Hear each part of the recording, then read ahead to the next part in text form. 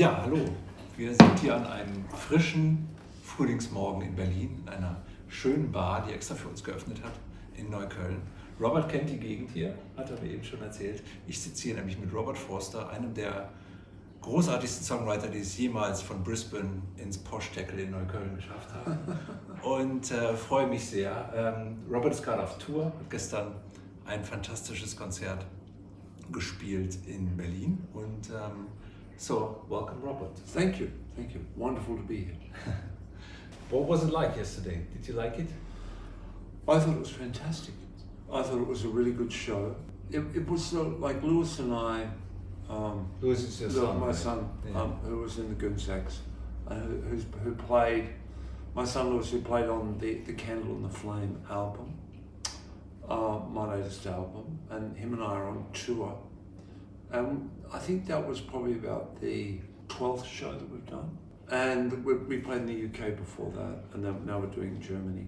You know, we've sort of worked out that size of venue, about 400 or 500 people, with a good sound system, is perfect for us. You know, so the room was great. We're in the right place. Sometimes, you know, on this tour we've been in the wrong place. So we're in the right place. We played really well. You know, I thought it was the best show of the tour. Do different cities have different energies when you're on stage? Do you feel this? Yeah, definitely. I think it's like we played Dublin. It's really weird, you know. Like we played Dublin, and that was incredible. That was an incredible show. That was probably the best show before this one. That was last Friday. You know, the Irish, and we played Belfast the night before, are amazing. You know, like Irish audiences always have been. They sing. They're very present.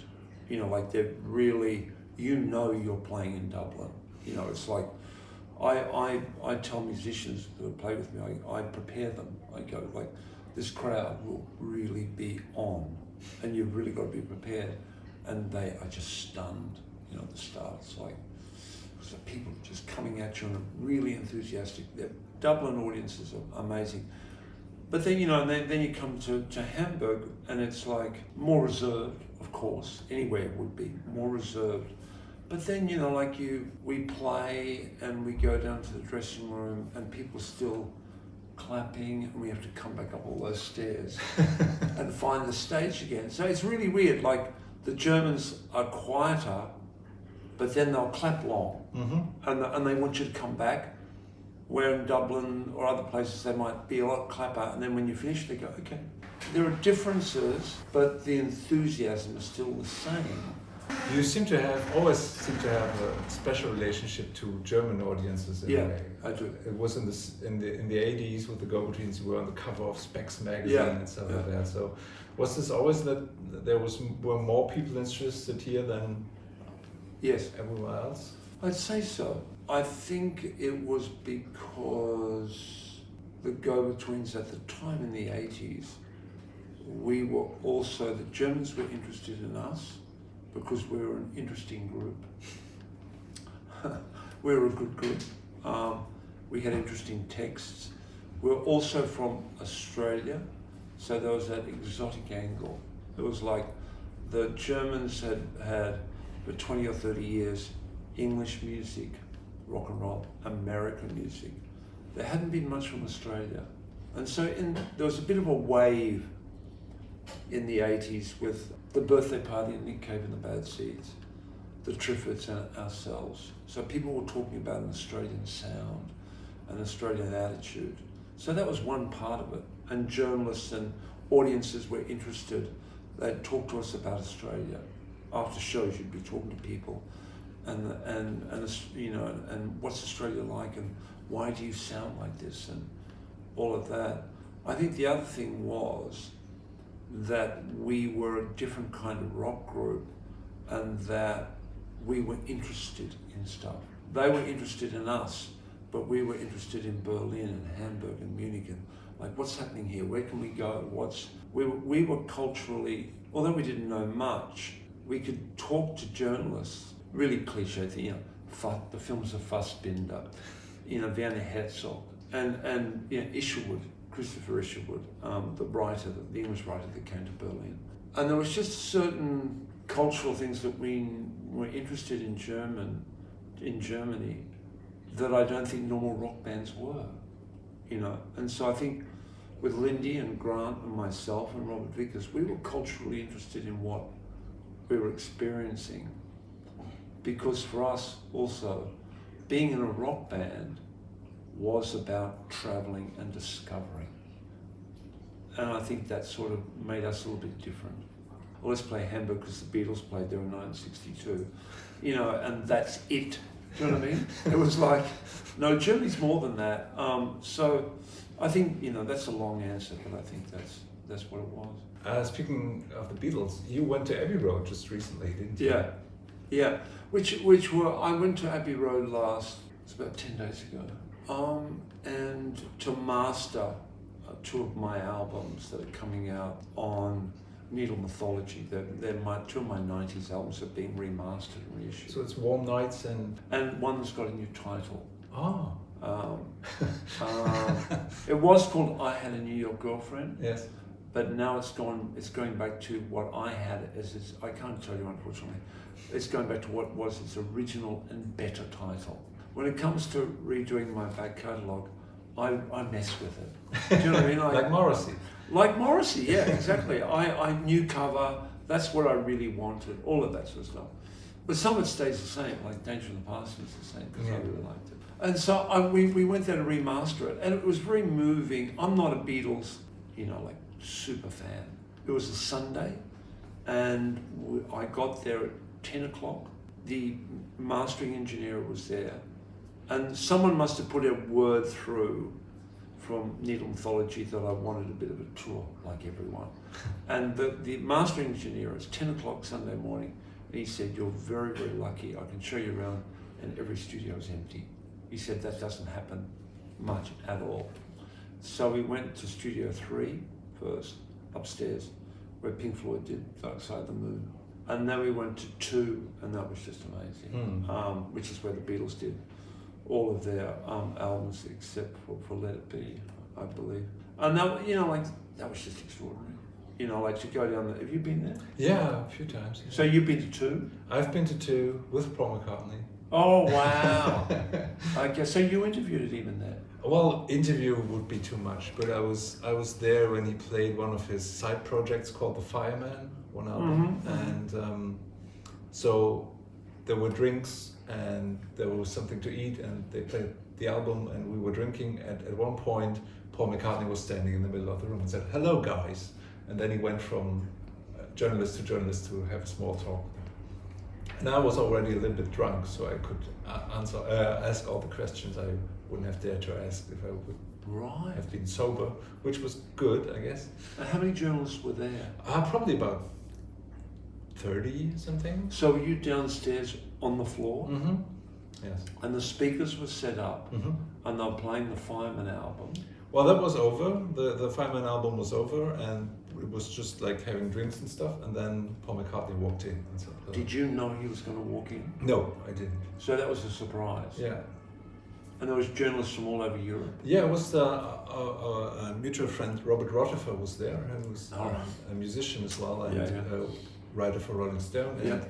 And we were talking about, I guess, we were just joking around, just talking in Beatles lyrics or something like that. And then Robert pointed to the door and said, "Listen to what the man says." And then I looked at the door and there was Paul McCartney. So yeah, and then we talked to him. Right, and he was nice.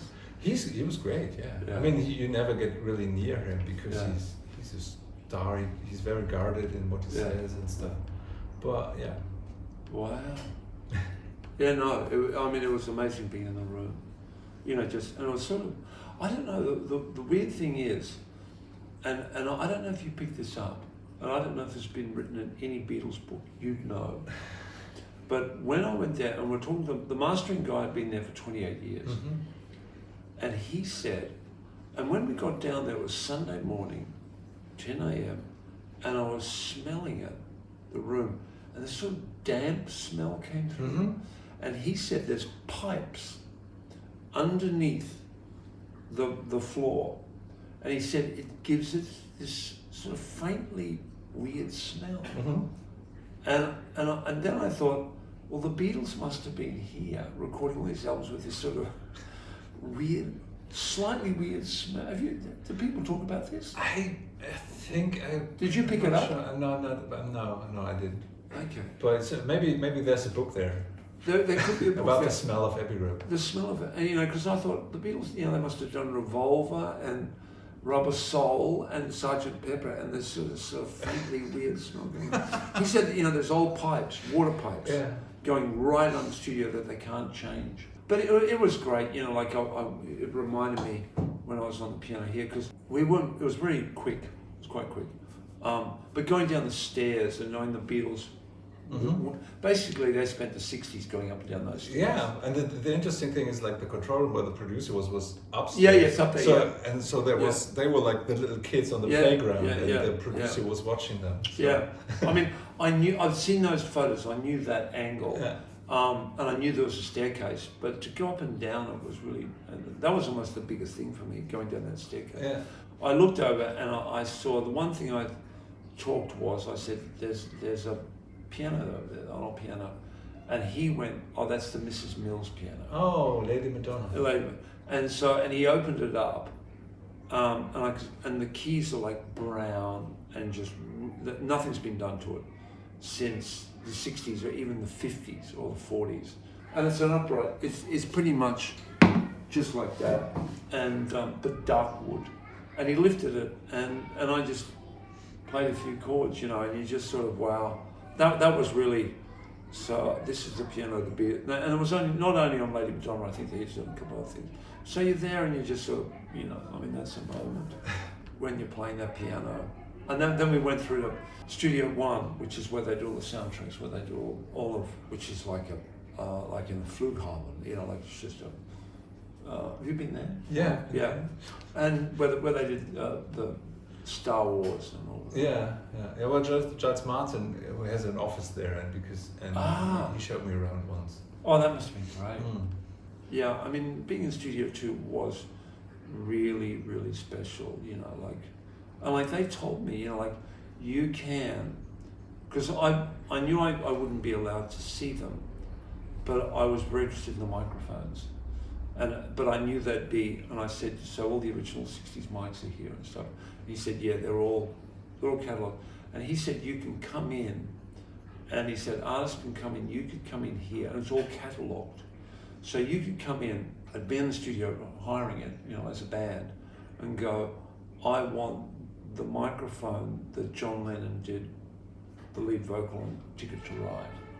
Oh, really? And they can get that mic. It's all the mics that we used on all the tracks are in catalogued, which George Martin would have done, and so you could, they can go, okay, it'll probably take 10 minutes, 15 minutes, and they can get the mic that Lennon used on Ticket to Ride, and it can be put right, and then you're singing that mic. Wow. Yeah, I was like, okay, and this is a mastering engineer that's been there 28 years, he knows this. It's all very, very well catalogued. Speaking of bands, we just mentioned it before, but the older people will remember you played in a band called the Go-Betweens. Yeah. How important is the legacy of the band for you right now? Is this still something that is important to you, or did you move forward? It is. It's very important. I feel I have a good relationship with the band. I haven't let it, I don't think, swamp me. It's really easy, you'd interviewed people who were in well-known bands or great bands in their 20s and 30s, and you can meet them in their 50s and 60s or 70s, and it's still on them. You know what I mean? I think I have a fairly good relationship with the band. I adore the band. I love the band. But I'm really happy with what I'm doing now. We've started work on box set 3. Two box sets of the band have come out on Domino Records, chronicling the 70s and the 80s, and we're just about to do a very big box set on the years 2000 to 2006, which has started, which I think is going to be amazing. So do you already have a release date for that? We're hoping next year. That I think we'll definitely hit next year. It's because of COVID, it's been stalled, it's stopped. But now it's sort of suddenly come back to life, and there's a lot of momentum, there's a lot of things being done. It's going to happen. You played one song yesterday of your songwriting part in the Go-Betweens, Lennon, The Boundary Rider, which was of the last Go-Betweens album, Oceans Apart, and wasn't recorded at the sessions in London where the rest was recorded, but it was like, because you were working on an instrumental then that didn't work out. Yeah. So all those kind of like lost tracks on the album? The Oceans Apart rarities CD doubles is amazing. Like this is going to be, like there was a couple of unreleased tracks on Volume 1, there's just a couple on Volume 2. There's 80 on this one. Like there's demos, there's 4 demo sessions for Oceans Apart. There's 2 that I knew of, acoustic ones that Grant and I did, where Boundary Rider was done in Brisbane, the version that's on the album. And then there was a band one that I didn't know, I'd forgotten about, which we did in the studio. So it's with Glenn and Adele, who were in the band, the Go-Betweens, that's done. And so I half knew about that, and then I heard that. So there's 3, and then, this was the big discovery, there was the sessions for Oceans Apart were uncovered. And in it, the band, which I don't remember, we play the whole album, which I've never heard of. We demo the whole album in the studio. We play the record, and it's, you can hear we're playing live, but with different bits. But not, done months before, but it's like if the Beatles went in and did Rubber Soul, and then they played the whole album live over one day, and then they recorded the album over 3 weeks. Well, we've got that one day thing where we just, and so there's 4, in terms of, what the album became, it's absolutely fascinating to me. So there's about 40 tracks that, besides 1 or 2, there's 40 tracks that no one's heard, just for one album. And also like songs we haven't heard, or is it just? There's a couple of songs that Grant did on a couple of the demo sessions that have never been heard. He always had a lot of songs, and so there's songs that have never been released. All those demos haven't been released, but there's a lot of songs that no one's ever heard that never made it to albums or B-sides. Your songwriting process was a little bit slower than Grant's songwriting process. Yeah. Is it still like that? You have like 2 or 3 songs a year? Still did this change over the years, or was it like that when you were 20 as well? No. When I was 20, when I think this is common. When I was 20 to 21, I wrote, it just bleh, and I was writing 2 songs a week.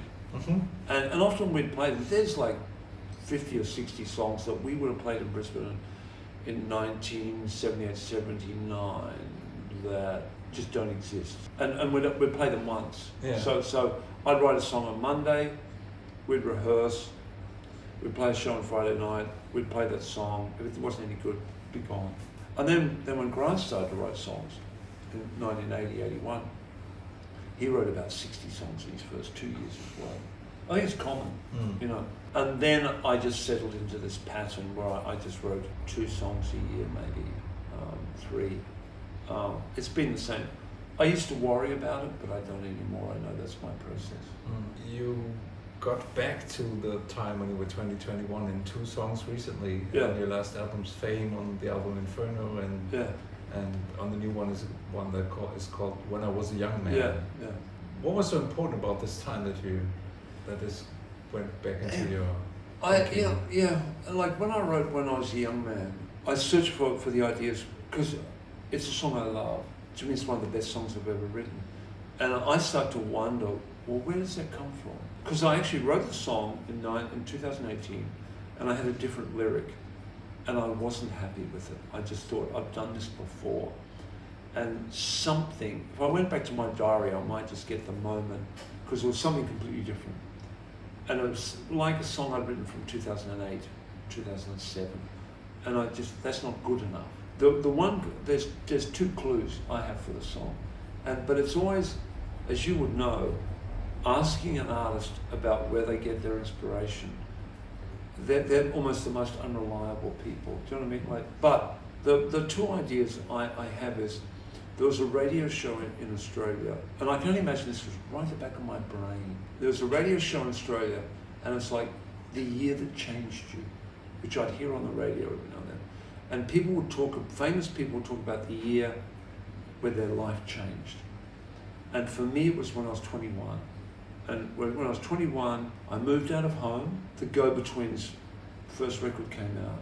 I started to write my first really good songs, and there was suddenly momentum in my life. I was a little bit lost before that. And so that I really see as the year that I was there, then suddenly I was there. Mm-hmm. Maybe that was in the back of my mind. And the other thing was, there's a book by James Joyce called Portrait of an Artist as a Young Man, which I always love that title. I love the book. There's also a traditional folk song called I Was Young When I Left Home. Mm-hmm. Somewhere between when I was young, I left home, Portrait of an Artist as a Young Man, when I was a young man. Those song titles were in the back of my head, that book title.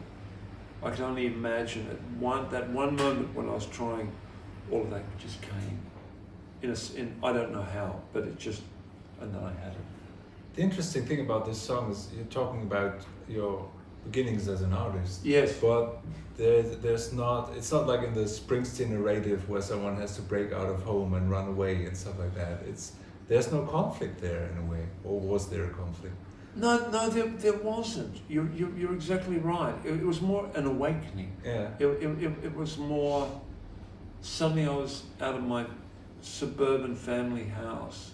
It's like if you're from some small town anywhere in Germany, and you're with your family, and you're with all your friends from school, and you're doing what you're doing since you were 5 years old. You know, like you're in school, and you're in this village, and you're with the same people, and suddenly you go, at 21, I'm going to go to Berlin. And it's like, either good things happen or bad. But that's the change, that's the moment. And suddenly it's like, okay, I'm meeting new people, I'm on my own, I've got to make decisions for myself, I've got to create art, I'm away. And you're scared, you know, but at the same time, you're free. Mm-hmm. It's that moment. Is this something you felt as well when the Go-Betweens ended, being scared and being free at the same time? Yes, it was. There was a great sense. There was a great sense of, this is something that's come to me very much over the last, thinking about this record and thinking about things recently. I think that my time in Bavaria in 1989, I moved in with Karen Boimler into a farmhouse in Germany. And the rest of the Go-Betweens went back to Australia. The last show was in Munich with REM at Circus Kronig. And I see that now really as, in a way which I didn't see it at the time, was in part the end of the Go-Betweens. You know, like I now see, I had 3 months with Karen and Erhard in this farmhouse.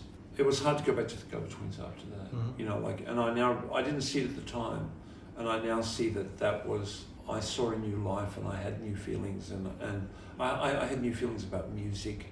I started to write songs like Danger in the Past that the Go-Betweens couldn't play. And it was nothing, you know, nothing about the band, but that was the moment where I started to, and it was a sense of freedom.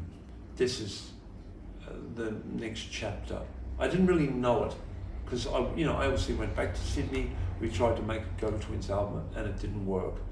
But that was a big moment now. I see the importance of it more now. Mm. And what was it like when the Go-Betweens finally ended? You know, like there was a sense of, you know, like with Grant passing. Yeah, Grant passing. Well, I mean, it was very traumatic at the time. And like I was shaken for a couple of years because, you know, like the friendship with Grant McLennan, the other songwriter in the Go-Betweens, obviously went back to before the band started. Mm. You know, Grant and I met each other when we were 17, and the band didn't really start till we were 20. You know, I really missed Grant as a friend, and I was in shock for a while. The Evangelist, that album, is totally taken up with that the passing of Grant, and Grant's very much on that album. But I knew that I was capable of writing songs, even if it was only 2 a year, that I would go on. In a way, I knew I could write songs. I knew I could make albums. It wasn't like, the death of someone in a band where that would just shatter everything, I knew it wouldn't. And I'd also started writing music criticism for the Monthly, so I had this other career going. Suddenly I was a writer, and I was a music journalist because I got this job working for the Monthly and a magazine. So suddenly I had this new career a year before Grant died, so suddenly that took me on as well.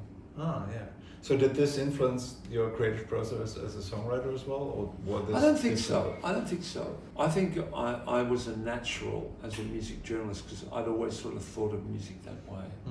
I was almost like writing imaginary reviews in my head of records I was listening to in the 70s and 80s. A lot of musicians, a lot of people listen to music, and you listen to an album and you can just experience it just as that, Well, I was always a little bit, why are they doing that? What, like they've got a different producer on this record. Oh, I can hear what that does. I had an analytical thing with music always, with also a love of music.